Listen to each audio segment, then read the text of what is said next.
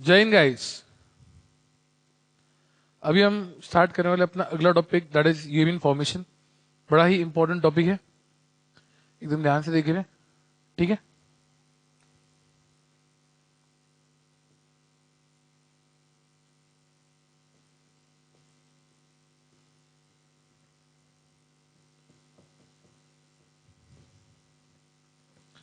अब यहाँ पे यूरिन फॉर्मेशन में क्या हो रहा है हम आपको एक डायग्राम के थ्रू पहले बताएंगे।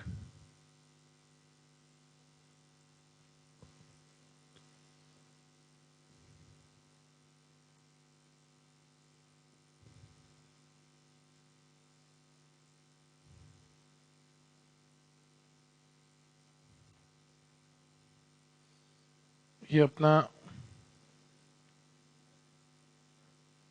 नेफ्रॉन, ताकि आपको समझे कि कौन से पार्ट में क्या चीज हो रही है।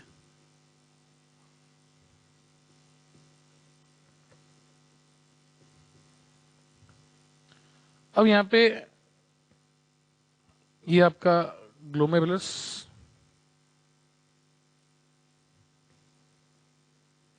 ये आपकी एफरेंट आर्टेरियल, ये आपकी इफरेंट आर्टेरियल, ठीक है, जिसमें ये आपका बोमेंस capsule,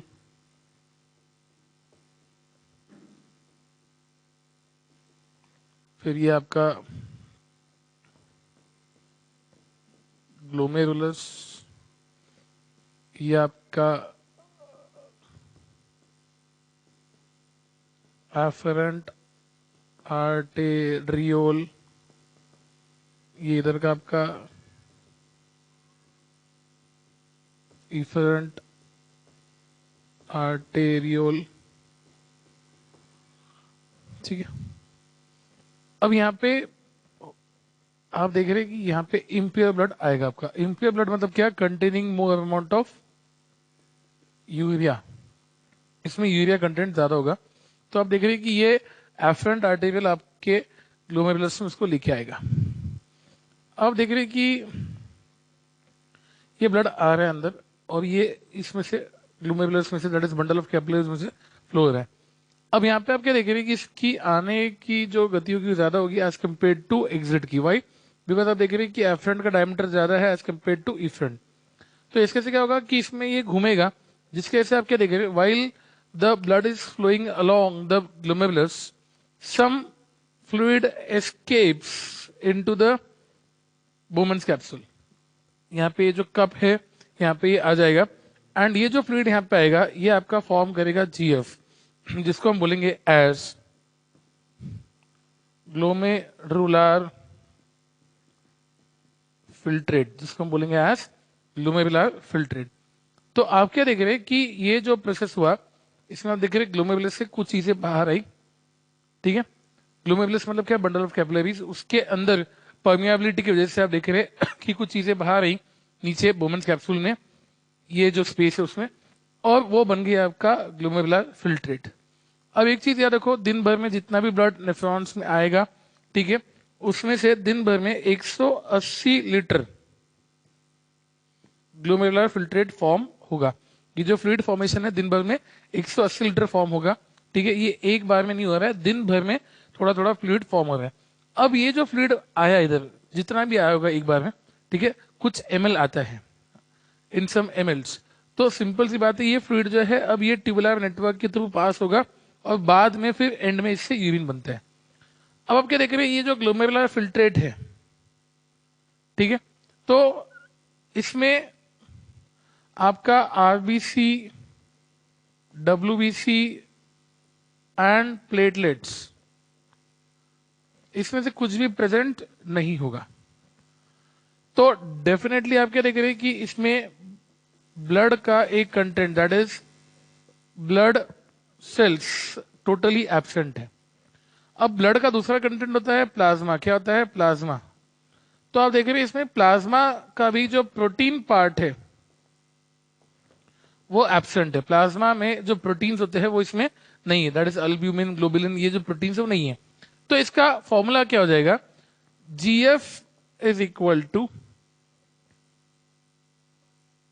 plasma minus plasma proteins, simple. बाकी उसमें और कोई कंटेंट नहीं होगा। दैट मीन्स आप देख रहे जीएफ का फॉर्मूला क्या हो गया, प्लाज्मा माइनस प्लाज्मा प्रोटीन। अब ये जो जीएफ है इसमें ये सारे कंटेंट नीचे आ चुके हैं।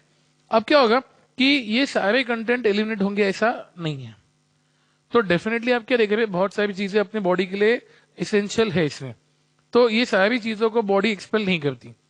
तो वो चीजों को फिर हम क्या करते हैं, री एब्जॉर्ब। क्या करते हैं हम इसको, री एब्जॉर्ब। तो अगला जो प्रोसेस होता है, ये फ्लूइड जब इसमें से फ्लो होगा तो दैट विल बी री एब्जॉर्प्शन। दैट मींस ये फ्लूइड सबसे पहले अब जाएगा इस कॉन्वोल्यूटेड टिब्यूल से, जिसका नाम होगा एज पीसीटी। इसका हम नाम दे रहे हैं एज पीसीटी। तो जब ये फ्लूइड पीसीटी में से जा रहे हैं तो आप देख रहे हैं कि आपका जो वाटर है, फिर जो न्यूट्रिएंट्स है, ठीक है, देन उसके बाद कुछ सॉल्ट्स है, NaCl जैसे, तो ये सारी चीजें जो है आप देख रहे हैं इसमें एब्जॉर्ब होती है एक्टिवली या पैसिवली जरूरत के अनुसार। एक्टिवली मतलब with the expense of ATP, passively मतलब आप अगर देखें तो without the expense of ATP. तो आप देख रहे हैं कि यहाँ पे न्यूट्रिएंट्स है, वाटर है, NaCl है, कुछ आयन्स है, ये सारी चीजें जो है यहाँ पे क्या हो जाएगी, री एब्जॉर्ब हो जाएगी। क्या हो जाएगी, री एब्जॉर्ब हो जाएगी। अब यहाँ पे ये सारी चीजें री एब्जॉर्ब होने के बाद फ्लूइड अब जाएगा नीचे की तरफ, जो कि होगा आपका descending loop of Henle. Descending loop of Henle, तो हमने जैसे बोला था it is permeable only to water, it is permeable only to water. तो डेफिनेटली आप क्या देख रहे हैं, जब ये फ्लूइड नीचे जाएगा जीएफ, तो यहां तक आप अगर देखें इस कोने तक आपका वाटर रीअब्सॉर्ब होगा। दैट मींस आपकी यूरिन में से वाटर निकाला जाएगा, यूरिन नहीं बोलेंगे, जीएफ बोलेंगे यहाँ पे, आपके जीएफ में से वाटर निकाला जाएगा। तो आप देख रहे हैं वाटर को रिमूव किया जा रहा है एंड जो फिल्टर हो रहा है कंटेंट उसको कॉन्सेंट्रेट किया जा रहा है। दैट मीन्स आप अगर देखिए जितना पानी आप निकाल लोगे उतना सल्यूट बढ़ेगा, और सल्यूट बढ़ना मतलब कॉन्सेंट्रेशन बढ़ना। तो डेफिनेटली यहाँ पे जो फ्लूइड है वो कॉन्सेंट्रेट हो रहा है। अब यहाँ से जब फ्लूइड ऊपर जाना चालू होगा, that is in the ascending limb, आप अगर देखें तो यहाँ पे सॉल्ट्स निकलना चालू हो जाएंगे। तो अगेन आप देख रहे हैं कि ये फिर चीजें जो है डाइल्यूट होगी, ठीक है, सॉल्ट निकल जाएगा। दैट मीन्स आप देख रहे हैं सल्यूट निकल जाएगा, तो अगेन सॉल्वेंट का कंसंट्रेशन बढ़ जाएगा। तो यहां तक आप देख रहे हैं कि उसका फिर डाइल्यूशन होगा। अब इसके बाद आप अगर देखें तो ये पास होगा आपके डीसीटी में से, ये जो सेक्शन है आपका, this is your DCT section. अब डीसीटी में क्या होगा ना, ये बड़ा ही इंपॉर्टेंट सेक्शन है, आप याद रखेंगे। डीसीटी में जरूरत अनुसार जब जरूरत पड़े तब इसमें से या तो वाटर या तो सॉल्ट्स, ये दोनों चीजों का रीअब्जॉर्प्शन होगा।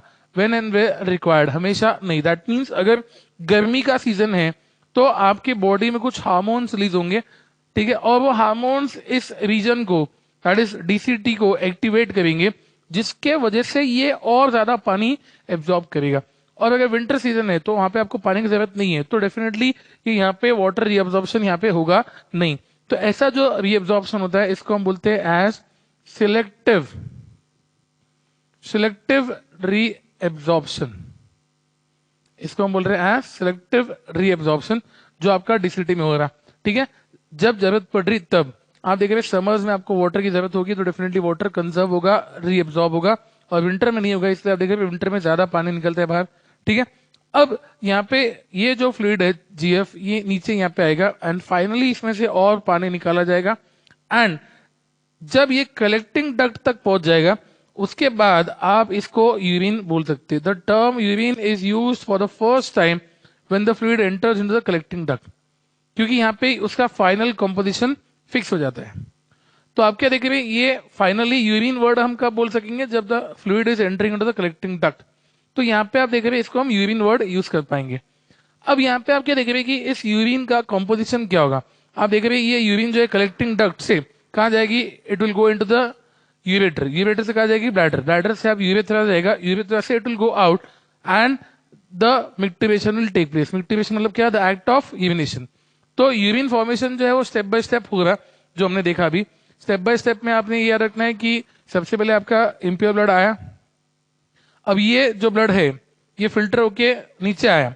आप देख रहे हैं ये जब नीचे आ रहा है तो डेफिनेटली आप क्या देख रहे हैं, इसमें का सारा यूरिया नीचे आ जाएगा एंड यूरिया फ्री ब्लड जो है ये इफरेंट आर्टेरियल की मदद से वापस जाएगा, एफरेंट ने लेके आया, इफरेंट से वापस जाएगा। अब ये क्या देख रहे हैं आपकी जो जीएफ है ये फॉर्म हुआ।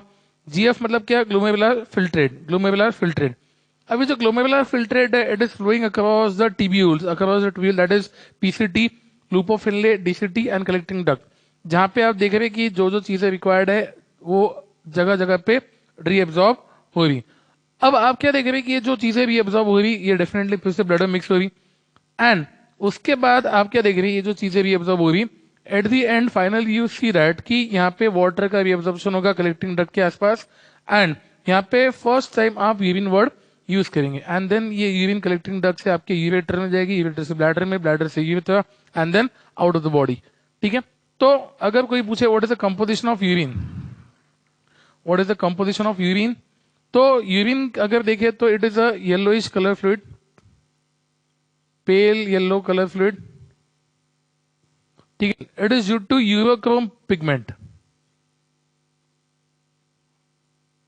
यूरोक्रोम पिगमेंट जो है आप अगर देखें तो प्रेजेंट होगा उसमें।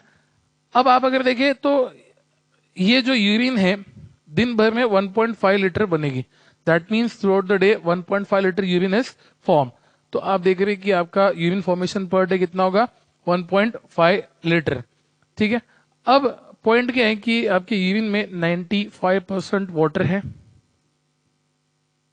2.5% यूरिया है, 0.3% यूरिक एसिड है, एकदम ध्यान से याद रखिए इस कंटेंट को, एंड कुछ बाकी सॉल्ट्स भी इसमें प्रेजेंट है। अब ये जो कंटेंट मैंने बोला आपको 0.3% यूरिक एसिड, ये जो कंटेंट है इसका अक्यूमुलेशन जो है, accumulation of uric acid crystals lead to kidney stone. Kidney stone की वजह ये है। तो हम क्या देख रहे हैं कि आपका अगर यूरिक एसिड क्रिस्टल का अक्यूमुलेशन होता है तो डेफिनेटली आप देख रहे हैं कि वो पेनफुल हो जाएगा, इरिटेटिंग हो जाएगा, एंड उसी कंडीशन को हम क्या बोल रहे हैं? That is known as kidney stone. Kidney stone जो है ये यूरिक एसिड क्रिस्टल्स फॉर्मेशन की वजह से होता है। ठीक है, हमने क्या देखना है कि उसका कलर क्या है? पेल येलो। कलर की वजह क्या है? Urochrome pigment. कलर की वजह क्या है? Urochrome pigment. अब उसके बाद हम क्या देख रहे हैं? दिन भर में कितनी यूरिन बन रही? 1.5 लीटर यूरिन बन रही। देन उसके बाद आप क्या देख रहे हैं कि we have 95% water, 2.5% urea, 0.3% uric acid and salts. अब यहाँ पे हम क्या देख रहे हैं कि इसमें accumulation of uric acid crystal जो हो रहा है, समझो अगर ज्यादा बनता है तो अगर इसका अक्यूमुलेशन होता है तो डेफिनेटली आप देख रहे हैं it will lead to the condition called as kidney stone. It will lead to the condition called as kidney stone. ठीक है, तो किडनी स्टोन इस वजह से होगा। देन डेफिनेटली आप इसका ट्रीटमेंट कराएंगे ताकि आपको जो इरिटेशन या पेन है वो ना हो। ठीक है, अब यहाँ पे ये हो गई सब नॉर्मल बातें। अभी हम फिजियोलॉजिकल टर्म की बात करेंगे। फिजियोलॉजिकल टर्म मतलब क्या कि समझो हीमोडायलिसिस मतलब क्या?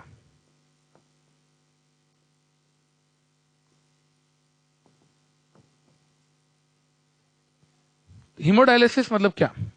It is also called as artificial kidney. It is also called as artificial kidney. ठीक है, आप देख रहे हैं हीमोडायलिसिस का मतलब आर्टिफिशियल किडनी हो रहा है। अब यहां पे ये कब होगा? जब आपके डेफिनेटली हम अगर देखें तो एक्सक्रीटरी सिस्टम में बहुत सारे नेफ्रॉन्स अगर खराब हो जाते हैं, नेफ्रॉन्स अगर डैमेज हो जाते हैं तो आपका प्रॉपर फिल्ट्रेशन नहीं होगा। ठीक है, तो प्रॉपर फिल्ट्रेशन नहीं हो रहा, एंड ये प्रॉपर फिल्ट्रेशन नहीं होने की वजह से आप क्या देख रहे हैं कि आपके बॉडी में टॉक्सिक मटेरियल जो है, आपके बॉडी में टॉक्सिक मटेरियल जो है ये अक्यूमुलेट होना चालू होगा।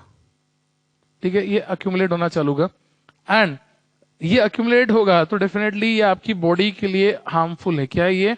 हार्मफुल है, एंड ये टॉक्सिक वेस्ट को निकालना जरूरी है। It has to be removed out of the body और else it can be fatal also. अगर किडनी फेलियर होता है तो डेफिनेटली आप देखो लोगों की मौत भी हो जाती।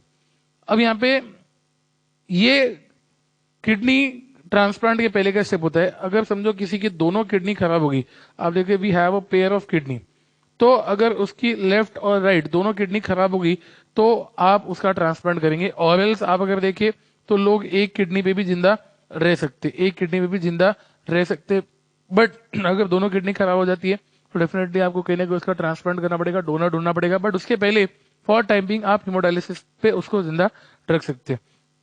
अब हीमोडायलिसिस में होता क्या है कि उसके आर्टरी में से, रेडियल आर्टरी में से इम्प्योर ब्लड लेते हैं और हीमो डायलाइजर मशीन जो कि किडनी के जैसा काम करता है उसको ब्लड दिया जाता है। अब ये जो हीमोडायलाइजर मशीन है, ठीक है, आप अगर देखें तो ये जैसा एक मशीन होगा हीमोडायलाइजर मशीन, उसमें कुछ ट्यूब्स होंगे, उसमें कुछ ट्यूब्स होंगे जिसमें से ब्लड फ्लो करेगा, जिसमें से ब्लड फ्लो करेगा। तो आप देख रहे हैं कि ये ट्यूब्स में से ब्लड फ्लो करता है, ठीक है। अब आप क्या देख रहे हैं, ये जो ट्यूब्स है इसका नाम होता है आपका सैलोफेन ट्यूब। क्या नाम है इसका? सैलोफेन ट्यूब। और इस मशीन में आपने आजू बाजू एक फ्लूइड भर के रखना है, उस फ्लूइड का नाम होता है एज डायलाइजिंग फ्लूइड, उस फ्लूइड का नाम है एज डायलाइजिंग फ्लूइड। तो सिंपल सी बात है, आप देख रहे हैं कि इसमें आपने एक फ्लूइड रखना है, that is known as dialysing fluid, ठीक है। अब ये जो फ्लूइड है it is similar to plasma, it is similar to plasma except इसमें यूरिया कंटेंट 0 होता है, मतलब बिल्कुल नहीं जैसा होता है। अब क्या होगा, जब इसमें से ब्लड फ्लो करेगा अपने बॉडी में से, पेशेंट की बॉडी में से इम्प्योर ब्लड जब इसमें फ्लो करेगा, तो ये ब्लड में भी आप अगर देखिए तो सारा कंटेंट इसके जैसा ही है, डायलाइजिंग फ्लूइड के जैसा, सिर्फ इसमें आप अगर देखिए तो यूरिया का कंटेंट ज्यादा है। तो यूरिया क्या होगा, it will flow from high concentration to low concentration, blood में से यूरिया बाहर आएगा, एंड जब ये फिल्टर होकर आएगा तो blood will be urea free, इसमें यूरिया नहीं होगा। और ये फिल्टर्ड ब्लड फिर पेशेंट की बॉडी में वापस से पंप किया जाता है, ठीक है, वापस से बॉडी में उसको रिलीज कर देंगे। अब उससे होगा क्या कि आपके बॉडी में यूरिया का कंटेंट जो है, यूरिया का जो कंसेंट्रेशन है वो ज्यादा था पहले, अब क्या हो जाएगा, इससे रिड्यूस होगा, जिससे आप देख रहे हैं कि ये जो टॉक्सिक मटेरियल है आपकी बॉडी में उसका कंसेंट्रेशन नहीं बढ़ेगा, जिससे आपको सर्वाइवल के लिए टाइम मिल रहा और डोनर मिलने के लिए टाइम मिल रहा। और जैसे डोनर मिलेगा आप किडनी बदल के ले लेंगे। अब किडनी बदलते समय मैचिंग डोनर मिलना बहुत इंपॉर्टेंट है, ठीक है, जो कि सिबलिंग्स में मिलता है और दूसरे लोगों में मिल सकता है। तो डेफिनेटली जब तक अगर सर्वाइवल के लिए अपने को लग रहा है तो आप हीमोडायलिसिस टेक्निक यूज कर सकते हैं, वेरी इंपॉर्टेंट टेक्निक, जिसमें एक बार में एक सिटिंग में आप अगर देखिए तो 500 ml ब्लड आप फिल्टर करते हैं। वन हीमोडायलिसिस सिटिंग में 500 ml ब्लड का फिल्ट्रेशन होता है, ठीक है, वो याद रखेंगे। In one filtration 500 ml blood निकाला जाता है। अब यहाँ पे जैसे कि हमने बोला था यूरिन की हद तक, यूरिन का कलर क्या है, पेल येलो। अब वो कलर की वजह क्या है, यूरोक्रोम पिगमेंट, ठीक है। अब यहाँ पे उसका कंसेंट्रेशन कितना है, 1.5 लीटर पर डे। अब उसमें आप देख रहे हैं वाटर कितना है, 95%, यूरिया कितना है 2.5%, 0.3% यूरिक एसिड है, एंड इसमें सॉल्ट्स है। अब अगर हम देखें तो यूरिन की जो स्मेल है दैट इज ड्यू टू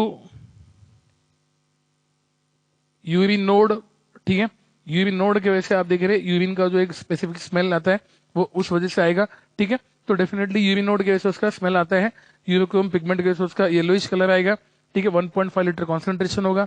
अब उसके अलावा एक चीज याद रखे, दिन भर में आप कितना बना रहे हैं, 1.5 लीटर, ठीक है। अब यहाँ पे ग्लोमेरुलर फिल्ट्रेट कितना बना दिन भर में, 180 लीटर, दैट मीन्स इसमें से टोटल फ्लूइड दिन भर में कितना पास हो रहा है, सारे नेफ्रॉन्स में मिला के 180 लीटर फ्लूइड ऐसा पूरा पास होगा। बट यहां से रिलीज कितना हो रहा है, ओनली 1.5 लीटर एज यूरिन, बचे हुआ 178.5 लीटर जो है वो हम क्या कर रहे हैं, रीएब्जॉर्ब। आप देख रहे हैं कि ये जो चीजें बाहर जा रही है तो ये 178.5 लीटर जो है ये रीएब्जॉर्ब हो जा रहा है अपनी बॉडी में, 178.5 लीटर जो है वो रीएब्जॉर्ब हो रहा, ठीक है, जो कि पीसीटी में, loop of DCT and collecting duct में हो रहा, ठीक है। अब हम लास्ट टॉपिक देख रहे हैं इस चैप्टर का, that is excretion in plants. This is the last topic of this chapter.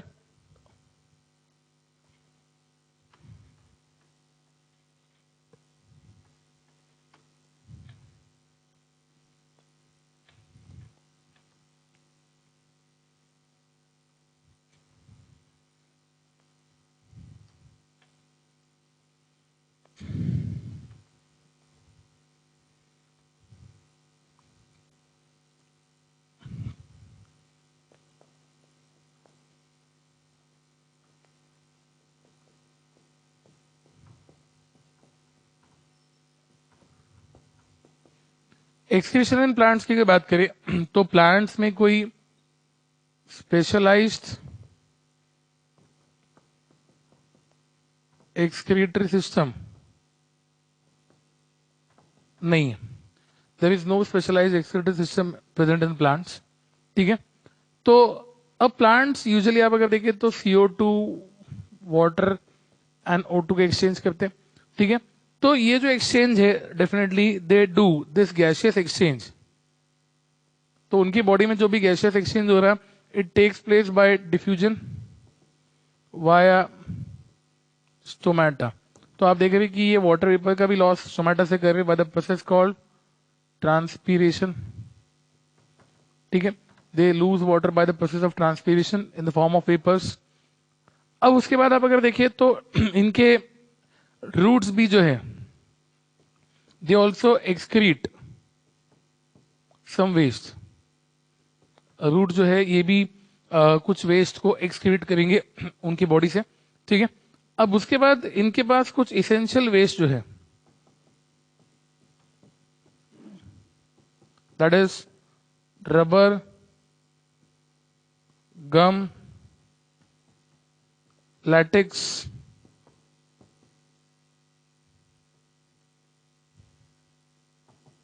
तो ये सारी चीजें जो है ये आपके इसेंशियल वेस्ट में आएंगी जो आपको काम में आती हैं। देन उसके बाद अगर हम देखें तो कोलाकेशिया लीफ जो है ये कैल्शियम ऑक्सलेट क्रिस्टल्स जो है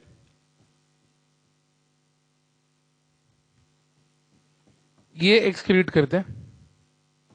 that means whenever you will cut colocasia leaf तो उसमें से एक व्हाइटिश फ्लूइड निकलता है जो कि होगा कैल्शियम ऑक्सलेट क्रिस्टल्स का। ठीक है, जिसको जब आप कट करेंगे तो आपको हाथों पे इचिंग होगा, इरिटेशन होगा। इसलिए वाइल कटिंग कोलाकेशिया लीफ हाथों पे हल्दी लगा के उसको कट किया जाता है ताकि इरिटेशन ना हो। अगर उसको हम लोग विदाउट टर्मरिक कट करेंगे तो डेफिनेटली वो हाथ पे इरिटेशन करेगा। तो कोलाकेशिया लीफ जो है it excrete calcium oxalate crystals. ठीक है, और इसलिए उसको जब कट करते हैं हम लोग वाइल प्रिपरेशन तो उसको कट करते समय आप हाथों पे टर्मरिक लगाते हैं जिससे वो इरिटेशन नहीं होता है। ठीक है, तो इस तरह से ये लोग वेस्ट एक्सक्रीट करते हैं। अब प्लांट्स में जो अपने स्टेम से बार्क है या फिर सीड्स है इसमें भी ये कुछ वेस्ट जो है ये स्टोर कर लेते हैं। ठीक है, and they also store some waste in the vacuole. ठीक है, तो आप देख रहे हैं कि ये इन तरीकों से प्लांट जो है वेस्ट को एक्सक्रीट करता है अपनी बॉडी से and they get rid of the toxic waste present in the body and they don't have any specialised excretory system as such. तो इसी के साथ अपना ये चैप्टर जो है वो खत्म हुआ एंड ये जितने भी टॉपिक्स अपने कवर हुए इस चैप्टर के वेरी लेंथी टॉपिक। ठीक है, आप अगर देखिए तो इस साल का या इस फर्स्ट सेमेस्टर का सबसे बड़ा चैप्टर है ये एंड इसको हर एक वीडियो को अभी हम अपलोड कर देंगे ग्रुप में कुछ समय के बाद। 1-2 दिन में आपके ग्रुप में सारे दैट इज एप्लीकेशन आपको सारे वीडियोस अवेलेबल हो जाएंगे फिर से ताकि आप उन वीडियोस को गो थ्रू कर सके एंड जो भी आपकी क्वेरीज है वो सॉल्व हो सके। ठीक है, प्रॉपरली इस वीडियोस को देखो, नोट्स बनाओ और जो भी क्वेरीज रहेगी बोलो। और इसके रिलेटेड अगर कोई अपने को और कोई क्वेश्चन मिलते भी है तो हम क्लास रिज्यूम होने पे उसको ले लेंगे। ठीक है, और उसके बावजूद अगर आपको लगता है तो आप कोई क्वेश्चन अगर आपको लगता है उसका आंसर आपको चाहिए तो आप भेज सकते हैं। You have tried to cover maximum part in the videos and I hope कि आप इस वीडियोस को केयरफुली देखने के बाद क्वेश्चंस को सॉल्व करेंगे and you will get finest result. ठीक है, तो ये नोट्स बनाने के बाद आप मुझे व्हाट्सएप करेंगे। मिलेंगे अगले चैप्टर के बाद, मतलब मिलेंगे अगले चैप्टर में।